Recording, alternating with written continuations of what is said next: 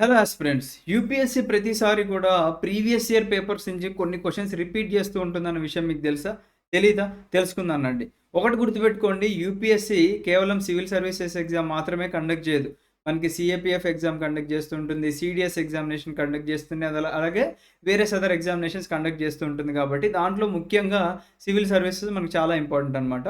ఈ వీడియోలో కేవలం సివిల్ సర్వీసెస్ నుంచి మాత్రమే యూపీఎస్సీ క్వెషన్స్ ఎలా రిపీట్ చేస్తుందనేది నేను చెప్తాను చూడండి.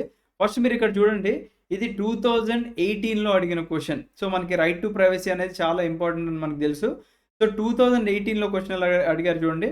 Right to privacy is protected as an intrinsic part of right to life and personal Liberty.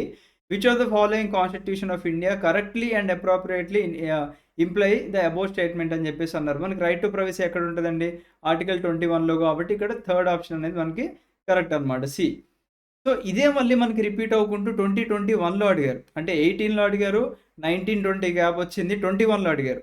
Right to privacy is protected under which article of the constitution అని 21లో అడిగారు.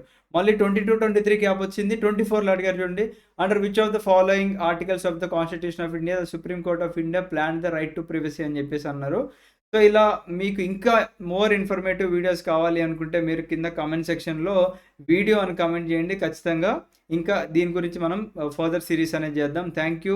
Have a great day. జై హింద్.